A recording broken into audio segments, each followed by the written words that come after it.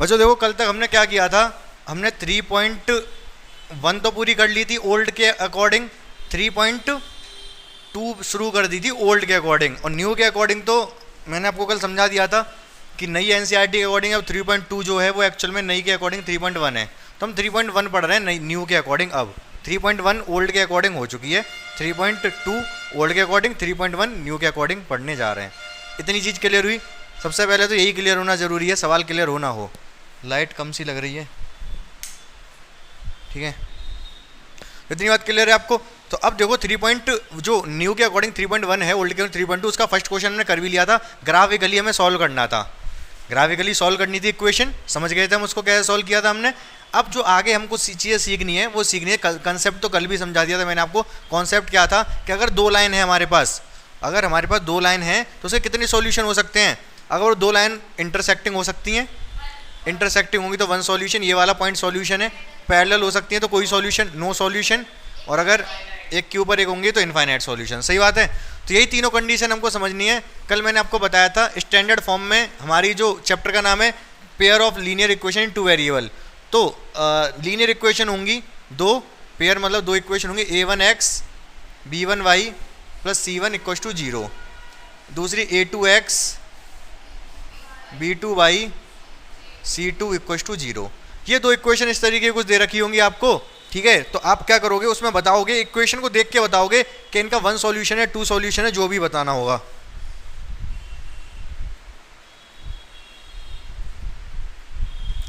Equation को देख के आपको बताना होगा कि ये लाइन इंटरसेक्टिंग है, पैरेलल है या कोइंसिडेंट है, ठीक है। तो कैसे बताएंगे, बहुत ध्यान से समझोगे आप। जैसे कि अगर देखो तीन कंडीशंस हैं, इनके रेशियो निकालेंगे, x दिखाई दे रहे हैं, x का कोएफिशिएंट a1, x का कोएफिशिएंट a2, दो इक्वेशन है। किस तरीके से दो इक्वेशन में, एक एग्जांपल साथ के साथ ले रहा हूँ, आपको समझ आ जाएगा। जैसे इक्वेशन आपको दे रखी है, suppose 4x plus 6y equal to 7, एक दे रखा है आपको 2x plus 3y equal to 8।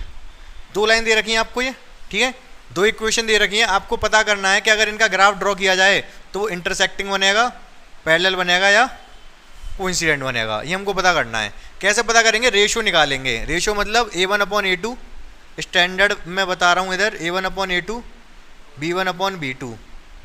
अगर ये रेशियो बराबर नहीं आया, अगर ये रेशियो बराबर नहीं आया, जैसे कि यहाँ पर 4/2 और 6/3, ये तो बराबर आ रहा है, 2 टाइम कट गया 2 टाइम, ये तो बराबर आ गया। बराबर ना आए, मान लो यहाँ पर होता, यहाँ पर 2 होता, यहाँ पर 2 होता तो 3 टाइम कटता ये, तो 2 इक्वल टू 3 तो होता नहीं है, ठीक है। तो ये रेशियो अगर बराबर नहीं आया, ये वाला रेशियो और ये वाला रेशियो अगर बराबर नहीं आया, तो हम क्या कह देंगे कि लाइन कैसी है, ये दोनों इंटरसेक्टिंग है,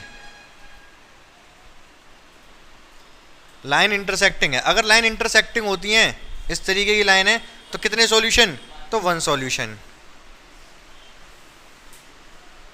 वन सॉल्यूशन। अगर वन सॉल्यूशन है तो उसको हम बोलते हैं कंसिस्टेंट। दोनों लाइन कैसी हैं, अब कंसिस्टेंट का क्या चक्कर है भी समझाऊंगा, टेंशन मत लो। तो इंटरसेक्टिंग है, अगर ऐसा आया, अगर ये चीज़ बन रही है तो हम कह देंगे, इस चीज़ को देख के कह देंगे कि लाइन इंटरसेक्टिंग है, ठीक है। समझ पा रहे हो मेरी बात को। अगर ऐसा हुआ कि a1/a2 ये वाला रेशियो बराबर है b1/b2 के, बट बराबर नहीं है c1/c2 के, अगर ये कंडीशन है तो हम कह देंगे लाइन कैसी है, पैरेलल।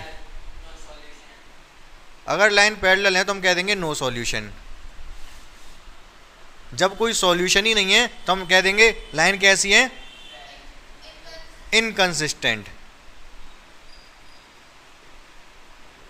पैरेलल लाइन मतलब यूं करके, समझ रहे हो बात को। तीसरी कंडीशन कौन सी है, जैसे कि यहां पर अगर मैं 3 कर देता, 3 करता तो 2 बार जाता, ये 2 बार कट रहा था, बराबर आ जाता। ये 7/8 बराबर ना होता, तो ये तो बराबर है, ये 2 बार कटा 2, ये 2 बार कटा 2, लेकिन ये 7/8 बराबर नहीं है, तो ये कंडीशन कौन सी बन जाती, इनकंसिस्टेंट वाली, ठीक है। तीसरी कंडीशन बनती है कि तीनों बराबर हो, a1/a2 b1/b2 इक्वल c1/c2। तो अगर ये कंडीशन बन रही है तो हम कह देंगे लाइन कैसी है, कोइंसिडेंट।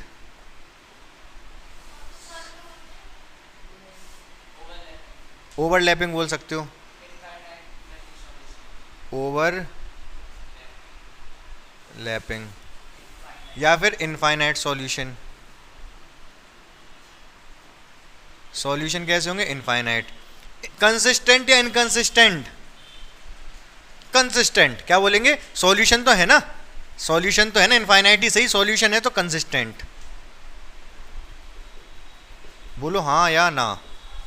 लाइन कुछ इस तरीके से होंगी, यूं और यूं। ये करना है आपको नोट, और मैं दूंगा आपको सवाल जिनके कि आपको बताने होंगे जवाब।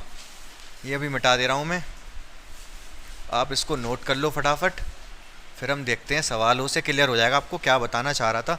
ये सारा नोट कर लो आप फटाफट। बच्चों ये पहला, ये सेकंड क्वेश्चन है आपकी बुक का, शायद सेकंड क्वेश्चन के 3 पार्ट हैं, फर्स्ट सेकंड थर्ड, तीनों पेयर हैं, 3 पेयर हैं। आपको बताना है ये वाला जो पेयर के कितने कैसी कंडीशन है, इंटरसेक्टिंग है, पैरेलल है, या जो भी है, इसका भी बताना है, इसका भी बताना है। तीनों पेयर्स का बताना है आपको क्या है, इंटरसेक्टिंग, पैरेलल, कोइंसिडेंट, सॉल्यूशन कितने हैं, वो सारी चीज़ें बताने। हाँ कर लो जल्दी फटाफट,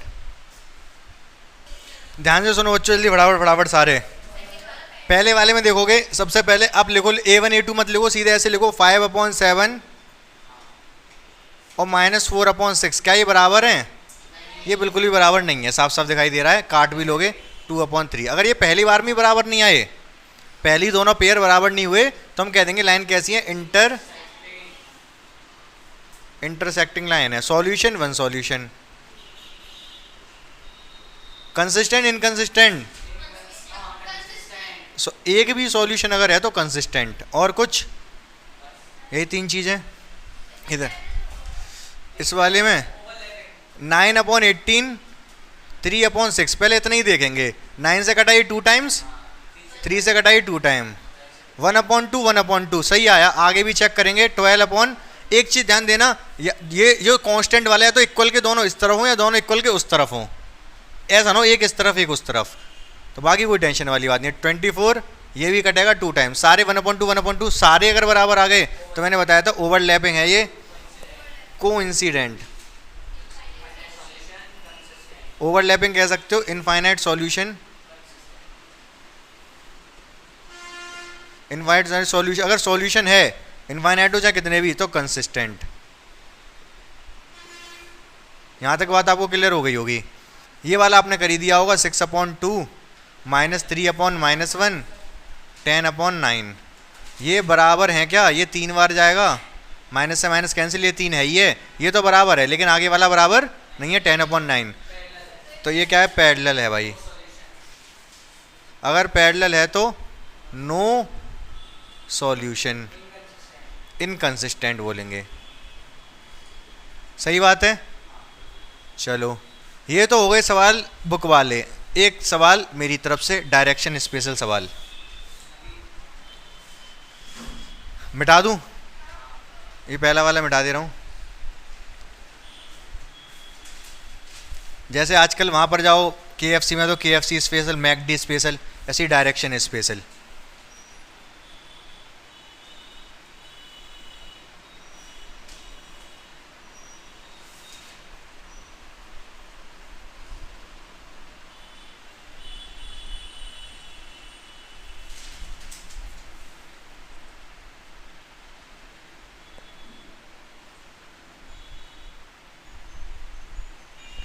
बताओ क्या होगा इसका?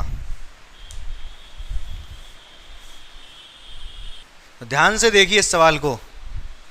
इसमें क्या होगा आप देख पा रहे होगे, 4/8 है, कोई बात नहीं। ये 6/12 है, ये कटा 2 टाइम्स, ये कटा 2 टाइम्स। आप बढ़ जाओगे आगे, आप देखोगे आगे 10/30, 0 से 0 कैंसिल, 1/3। आप कहोगे ये तो बराबर है, ये बराबर नहीं है, यही तो कहोगे, बोलो हाँ है ना। लेकिन आप गलती कर दोगे, माइनस देखना भूल जाओगे, माइनस आएगा ना, ये आगे देखना ही नहीं है, यही बराबर नहीं है भाई। 1/2 माइनस का 1/2 बराबर नहीं है, बराबर नहीं है तो कैसे हैं ये? इंटरसेक्टिंग। समझ पाए आप? क्लियर है बात? चलो आगे देखो, आगे देखो जो थर्ड क्वेश्चन है उसमें कंसिस्टेंट इनकंसिस्टेंट पूछा है, खुद से बता दोगे आप। जो कि मैंने इस वाले जो सेकंड वाला क्वेश्चन था उसमें कंसिस्टेंट इनकंसिस्टेंट नहीं पूछा था, लेकिन मैंने हैंड टू हैंड बता दिया आपको। तीसरे वाले क्वेश्चन में कंसिस्टेंट और इनकंसिस्टेंट बताना, वो खुद से कर लोगे आप। उसमें कोई दिक्कत नहीं है, वो क्वेश्चन मैंने करा ही दिया आपको, ये मान लो। फोर्थ क्वेश्चन में क्या कह रहा है, क्या पूछ रहा है इसमें, फोर्थ में भी कंसिस्टेंट इनकंसिस्टेंट पूछा है।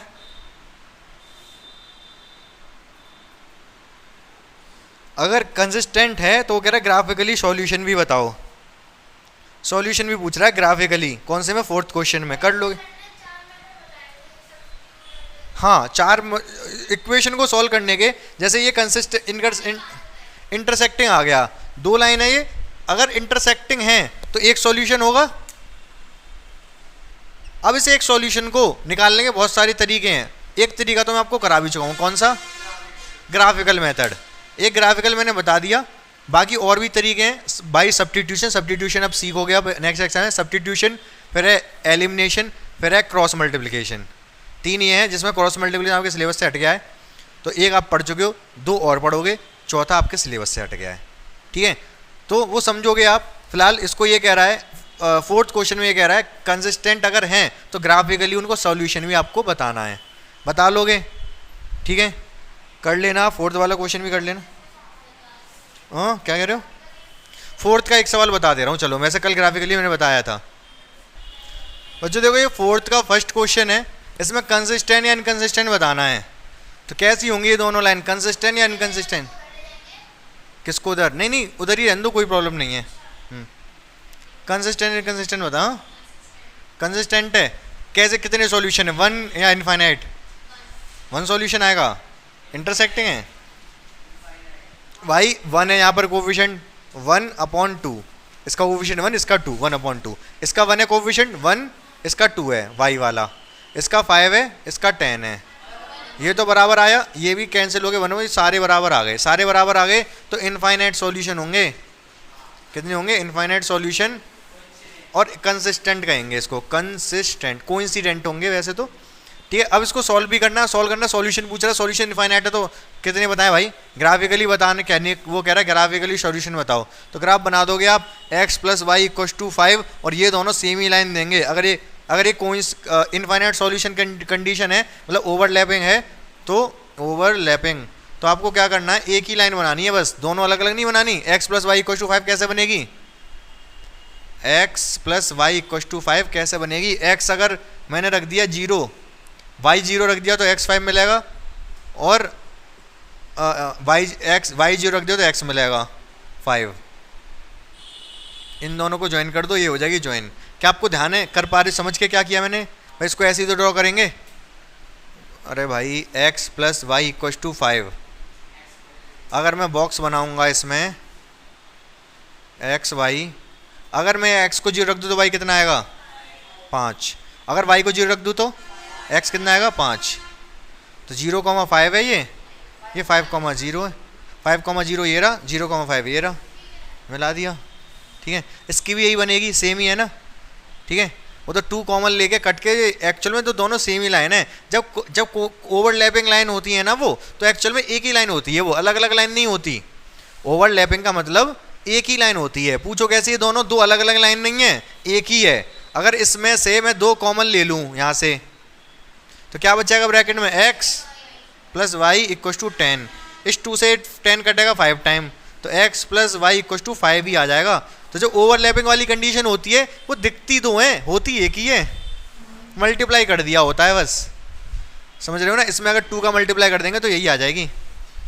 तो ओवरलैपिंग में एक ही इक्वेशन होती है, दो अलग अलग नहीं होती। क्या आपको समझ में आ गया फोर्थ का फर्स्ट। चलो देखो फोर्थ के जो रिमेनिंग क्वेश्चन रह गए खुद से कर लोगे, कंसिस्टेंट ढूंढ के ग्राफिकली सॉल्व कर लोगे, ज़्यादा मुश्किल चीज़ नहीं है, वो हम समझ चुके हैं अब तक। फिफ्थ क्वेश्चन देखेंगे, बहुत अच्छा क्वेश्चन है, बहुत ध्यान से समझेंगे। इसमें सिर्फ और सिर्फ ना ही आप मैथ सीखोगे, इस क्वेश्चन में आप इंग्लिश भी सीखोगे। क्या सीखोगे, इंग्लिश, ठीक है। कैसे वो समझते हैं, आप सेंटेंस पढ़ो, आपको खुद समझ में आ जाएगा, कुछ गड़बड़ सी लग रही है सेंटेंस में।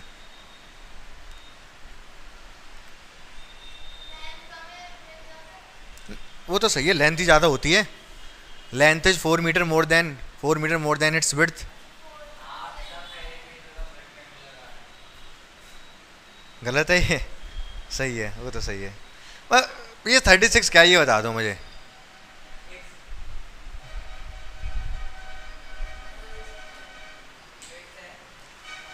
विड्थ 36 मीटर है ना? नहीं, आई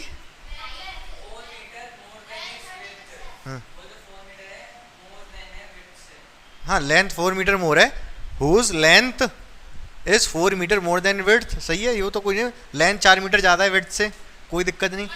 मैं तो 36 पूछ रहा हूँ, 36 क्या है? क्या क्या टोटल है? क्या लेंथ और विड्थ मिला के 36 है? कहाँ लिखा है ऐसा यहाँ?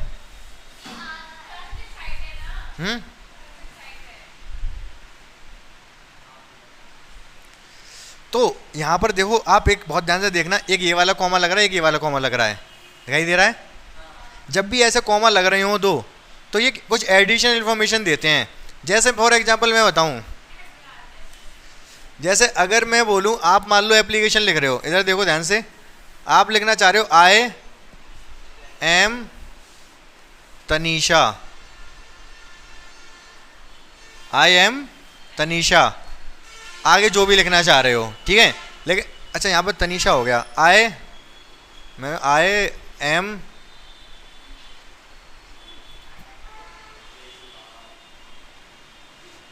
Student of your school. आपने ये सेंटेंस लिखा, सही है, इसमें कोई गलती नहीं है, बिल्कुल ठीक है। लेकिन आप ये भी चाह रहे हो कि मैं अपने ये सेंटेंस के साथ साथ अपना नाम और बता दूं, तो आप कैसे लिखोगे? कहाँ कॉमा? आई एम के बाद कॉमा लगा दूं, I am Tanisha Washne a student of your school, ऐसा सेंटेंस अच्छा नहीं लगेगा। आई के बाद कॉमा लगाओ, यहाँ लिख दो तनीषा, फिर कॉमा लगा दो, ठीक है, am a student of your school.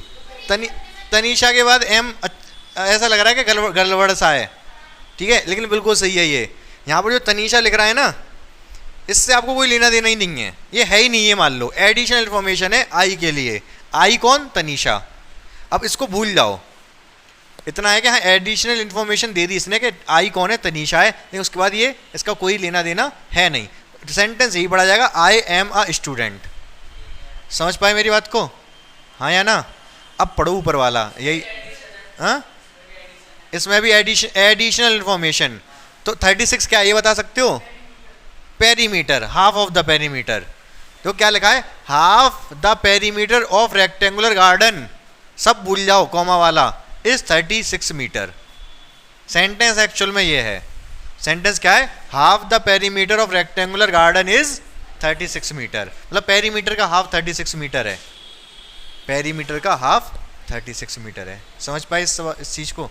और जो कॉमा के अंदर लिख रहा है वो एडिशनल इंफॉर्मेशन है, whose length is 4 meter more than its width. किसकी? रेक्टेंगुलर गार्डन की। रेक्टेंगुलर गार्डन के लिए एडिशनल इंफॉर्मेशन है ये। समझ पाए आप? मतलब लेंथ और विड्थ में रिलेशन बता दिया।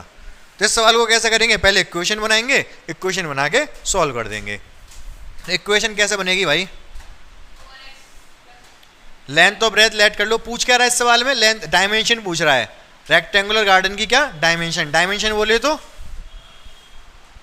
डायमेंशन बोले तो लेंथ और ब्रेथ, लेंथ ब्रेथ पूछ रहा है, ठीक है। तो यहां पर क्या करेंगे? सबसे पहले क्या लिखेंगे इसमें? लेट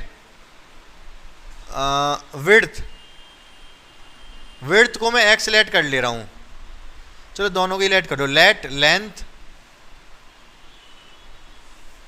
इक्वल टू एक्स और विड्थ इक्वल टू वाई। सही है, लेंथ को एक्स विड्थ को वाई लेट कर लिया। इसके बाद आप बनाओ इक्वेशन कैसे बनेंगी इसमें according to question. 4x plus 36y। क्या कह रहे हो?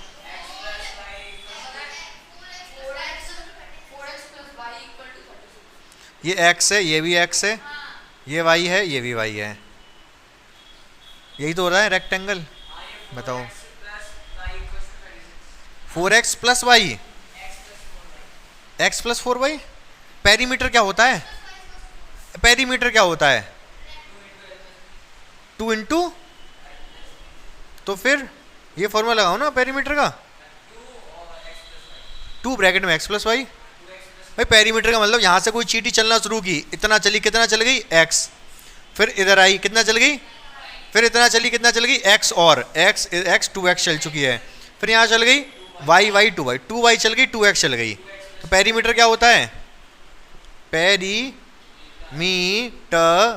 पेरीमीटर होता है x और x 2x, y और y 2y, 2 कॉमन ले सकते हो आप, x प्लस वाई, इसको कहते हैं पेरीमीटर। पता है नहीं बात आपको, ठीक है। मतलब कि अगर ये एक रेक्टेंगल है, अगर ये 8 है, ये 8 है, ये 6 है और ये 6 है, तो पेरीमीटर कितना हो गया इसका, है 96 पेरीमीटर। पेरीमीटर कितना है, अरे एक्स छोड़ो, पेरीमीटर बताओ इसका। 20 सही है, 28 सही है, ठीक है भाई। 8 और 8 16, 6 और 6 12, 8 और 8 16, 6 और 6 12, कितना आया 28। This is the perimeter. और हाफ ऑफ द पेरीमीटर क्या हो जाएगा, आधा, 2 से का डिवाइड कर दो, 14 इसका, इसके लिए 14 हो जाएगा, ठीक है ना भाई। इसी के अकॉर्डिंग टू क्वेश्चन, पेरीमीटर अगर x लेंथ है y विड्थ है, तो पेरीमीटर तो हो गया 2x प्लस वाई, बोलो हाँ या ना। देखो अगर हाफ द पेरीमीटर है तो 2 का डिवाइड कर दो, हाफ द पेरीमीटर हो गया भाई। ऊपर वाला पेरीमीटर 2 का डिवाइड मार दो तो हाफ द पेरीमीटर कितना दे रखा है 36, बोलो हाँ या ना।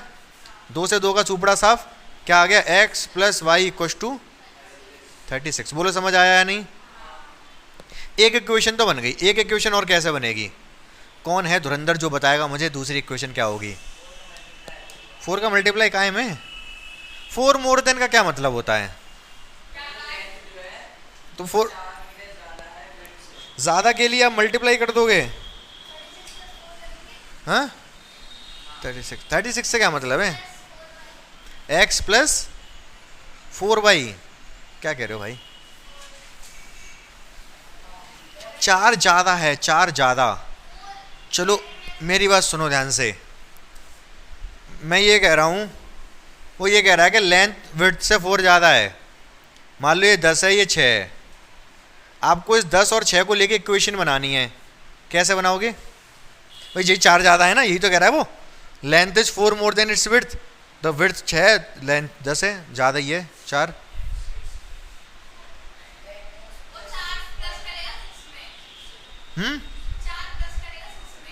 क्या लिख दूं बताओ,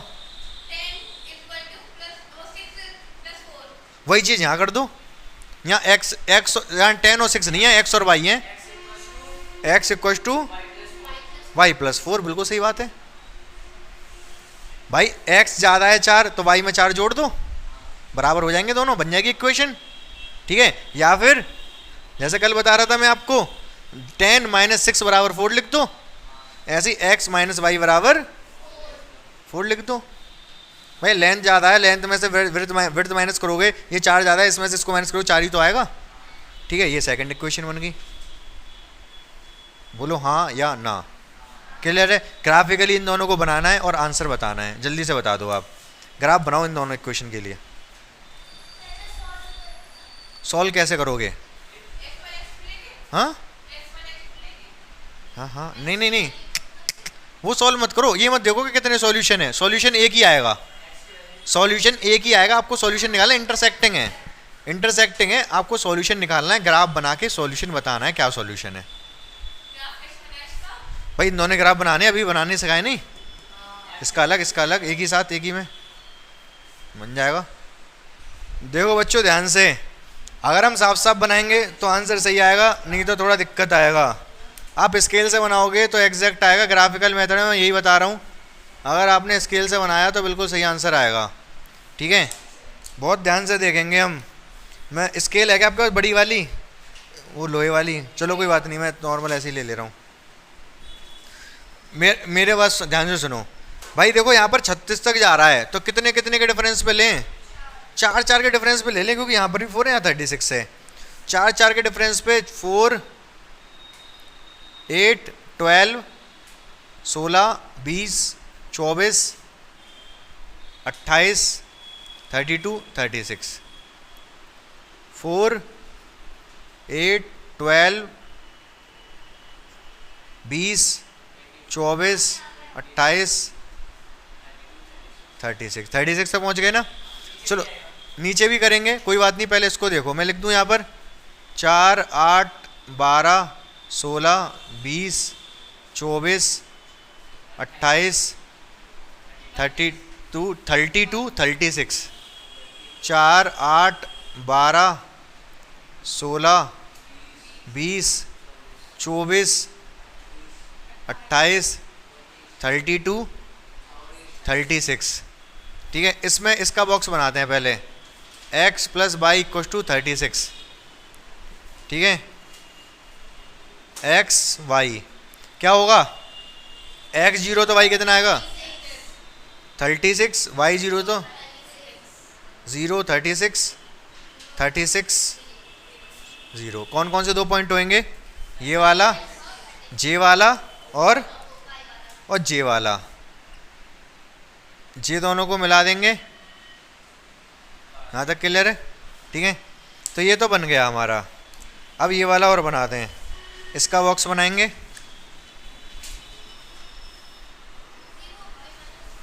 एक्स वाई, अगर मैं x को रख दूँ 0 तो y कितना आएगा -4। अगर मैं y को रख दूँ 0 तो x कितना आएगा प्लस का 4। 0, -4, 4, 0, 0, -4, y में -4, 4, यही है -4, ये -8 हो जाएगा, -4, ये रहा y,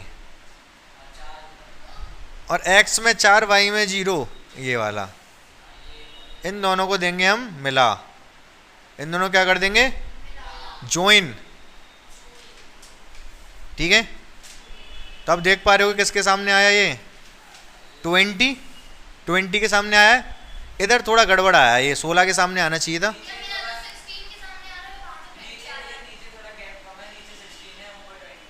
कहाँ पर,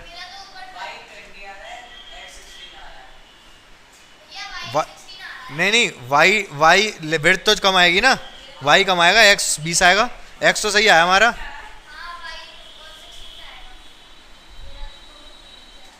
चार, 8, 12, 16 के सामने आया है। वो थोड़ा बहुत स्केल से बनाओगे, क्लियर तो सही आएगा। तो आंसर जो आएगा वो आएगा 20,16। तो यहाँ से हमें पता चल जाएगा। इस भाई मैं बोल रहा हूँ, आप सोच रहे हो कि ऐसे कैसे, ये तो एडजस्ट कर रहा हूँ मैं। स्केल से बनाओगे साफ साफ तो बिल्कुल सही आएगा। ठीक है, तो x की वैल्यू कितनी आई है 16, नहीं 20 और y की 16। This is the answer. Length is 20, Y width is 16। Clear है ये वाला सवाल। चलो नेक्स्ट सवाल देखो बच्चों, अब ध्यान से देखो 6 वाला क्वेश्चन। ये इक्वेशन दिखाई दे रही है आपको, ठीक है, क्लियर दिखाई दे रही है। हमें तीन इक्वेशन चाहिए। तीन का पहले एक ऐसी इक्वेशन चाहिए जो इसके साथ इंटरसेक्टिंग हो। कैसी हो, खुद से बनानी है। बताओ ऐसी कोई लाइन जिसको इसके साथ इंटरसेक्टिंग हो। इसके साथ इंटरसेक्टिंग होनी चाहिए, कैसी भी बना दो आप। 2 अपॉन क्या, इक्वेशन बताओ। 4x प्लस 3y, कुछ भी लिख लो, बस ये दोनों इंटरसेक्टिंग के लिए ये डिवाइड बाई बराबर नहीं आने चाहिए। ये इन्होंने बताया 4x 3y, 2 और नीचे 4, ठीक है, 3 और नीचे 3, ये बराबर नहीं है। अगर यहाँ इन्होंने 6 बोल दिया होता तो गलत हो जाता। फिर तो 2/4, 3/6, 1/2, 1/2 आ जाएगा। तो फिर तो ये आगे जाएगा, फिर इंटरसेक्टिंग तो नहीं हो सकता। इंटरसेक्टिंग क्योंकि पहले वाली बराबर नहीं होते। तो यहाँ पर 6 के अलावा आप कुछ भी ले लो, 5, 6, 7 कुछ भी ले लो, तो ये इंटरसेक्टिंग ही बनेगी। 6 को छोड़ के अगर कुछ भी लेते हो तो, हाँ कोई बात नहीं, 3 लिख लो। 6 को छोड़ के कुछ भी लिखोगे तो इंटरसेक्टिंग रहेगी। पैरेलल, एक ऐसी लाइन चाहिए जो इसके पैरेलल हो। बताओ। 2x प्लस 6y, नहीं यही गलत हो गया। यहाँ पे आपने 2 लिया है, 2 divide by 2 2, 3 divide by 6 6, 3y जो है वही ले लो एज इट इज, जो है वही एज इट इज ले लो। यहाँ पर पैरेलल में तो चाहो तो 2 गुना ले लो, 2 है तो 4 ले लो, यहाँ 3 है तो 6 ले लो। 2 गुने कर लिए मैंने। अब आगे पैरेलल के लिए पहले ये दोनों तो बराबर होते हैं, आगे चेक करना पड़ेगा, बराबर नहीं होने चाहिए आगे। -16 छोड़ के कुछ भी ले लो, 20 ले लो। अब हुआ क्या, इन दोनों लाइन को देखो, 2/4 3/6, ये तो बराबर हैं, होने भी चाहिए, ये तो बराबर होने भी चाहिए, और ये बराबर नहीं होना चाहिए। लेकिन -8/-20, माइनस से माइनस कैंसिल, ये 2 टाइम, ये 5 टाइम, ये बराबर 2/5 है, ये बराबर नहीं है। पैरेलल की तो कंडीशन होती है ये आगे वाले दोनों बराबर हो, पीछे वाले के बराबर ना हो। बोलो हाँ या ना, क्लियर है ये बात। फिर है लास्ट कोइंसिडेंट, तो इसमें कोइंसिडेंट में 4x ले लो, चलो कुछ और लो 4x के अलावा, मैं ले रहा हूँ 8x। 8x लिया तो y के साथ कितना आएगा, 8x अगर लिया मैंने x के साथ तो y के साथ 4 गुना, देखो 2 से 8, 4 गुना लिया है, इसको भी 4 गुना लेना पड़ेगा 12y, इसको भी 4 गुना लेना पड़ेगा 32, समझे। अब ये और ये कैसी हैं, कोइंसिडेंट हैं, आप रेशो अगर निकालोगे तो तीनों के रेशो बराबर आएंगे 1/4, समझ रहे हो हाँ या ना, क्लियर है ये वाला सवाल। ठीक है, आप कुछ भी बना सकते हो। 6th वाला क्वेश्चन हो गया, 7th वाला देखो इसको करने के बाद।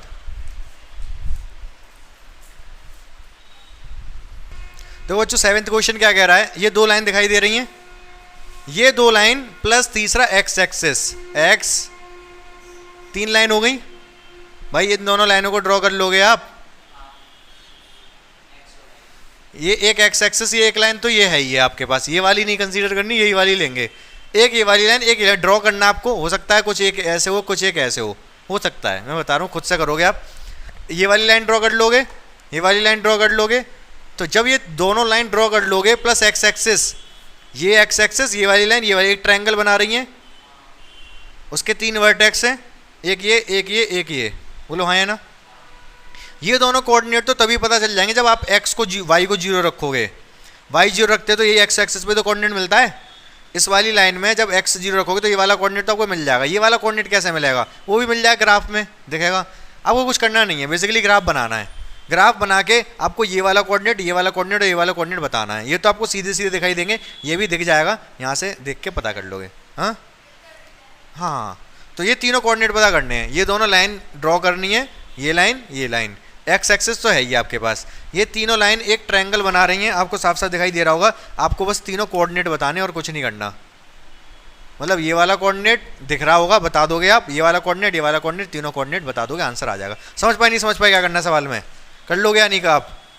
हाँ, ये वाला क्वेश्चन आपको घर से करना है, बाकी और भी एक्सरसाइज में जितने क्वेश्चन हमने छोड़ दिए, नहीं भी छोड़े, सारे आपको प्रैक्टिस करने हैं। हाँ, 3rd वाला जितने भी क्वेश्चन रह गए और नहीं भी रह गए, आपको प्रैक्टिस करनी है, घर पे रिवाइज कर लेना है अच्छे से। मैं कुछ क्वेश्चन और भी शेयर कर दूंगा, वो भी क्वेश्चन आपको करके लेके आने होंगे। नहीं है एनसीईआरटी, चलो मैं भेज दूंगा।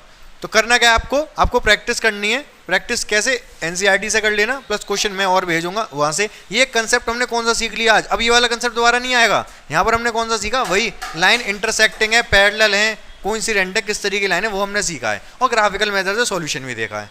ठीक है, तो ये कंसेप्ट हो चुका है खत्म। अब कल से नया कंसेप्ट शुरू होगा, सब्स्टिट्यूशन मेथड, एलिमिनेशन मेथड, वो सारी चीज़ें स्टार्ट होंगी। तो यहाँ तक आपको प्रैक्टिस कर लेनी है अच्छे से। ठीक है।